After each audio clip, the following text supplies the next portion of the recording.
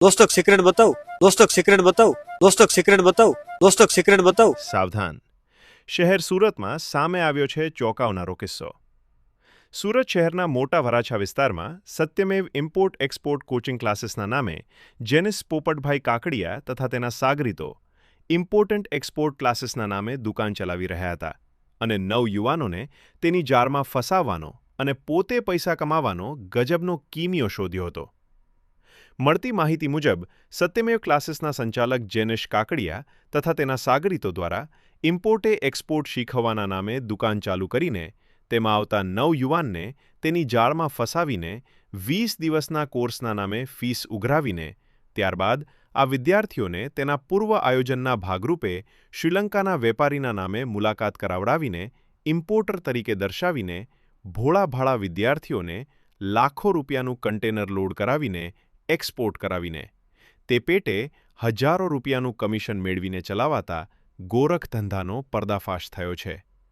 જેનિશ કાકડિયાએ પ્રસૂન રણતુંગા અને કિરણ અન્નદાતેને શ્રીલંકાના પ્રતિષ્ઠિત વેપારી હોવાનું દર્શાવીને પોતે ચલાવતા ટ્યુશન ક્લાસીસ પર તેની વિદ્યાર્થીઓ સાથે મીટિંગ તેમજ કોન્ટ્રાક્ટ કરાવીને પોતે આ વેપારી સાથે વર્ષોથી કામ કરે છે તેવો વિશ્વાસ અને ભરોસો આપીને વિદ્યાર્થીઓ પાસેથી લાખો રૂપિયાના કન્ટેનર લોડ કરાવડાવીને હજારો રૂપિયા કમિશન પેટે મેળવીને ત્યારબાદ કન્ટેનરના રૂપિયા પરત નહીં ચૂકવી ને 3,60,00,000 અંકે રૂપિયા 36 લાખથી વધુ રૂપિયાની છેતરપિંડી કરેલ હોવાનું ઉતરાણ પોલીસ સ્ટેશનમાં દાખલ થયેલ ફરિયાદમાં બહાર આવ્યું છે.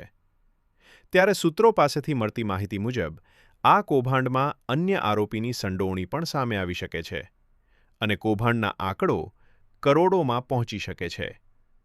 ભોગ બનનારોની સંખ્યા 200થી વધુ હોવાનો અંદાજ છે, જેની વધુ પોલીસ તપાસ હાલ ચાલી રહી છે.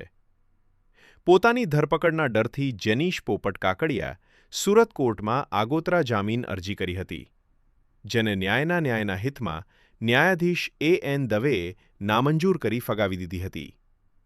ત્યારે ઇમ્પોર્ટ એક્સપોર્ટના નામે ગરીબ અને મધ્યમવર્ગીય લોકોને છેતરનાર જેનિશ પોપટ કાકડિયા પોલીસ ચોપડે હજુ વોન્ટેડ રહેશે કે પછી ફરિયાદ કરનાર સાથે સમાધાન કરી રૂપિયા પરત આપશે એ તો સમય જ બતાવશે. કૌશિક પટેલનો રિપોર્ટ, હિન્દ ટીવી.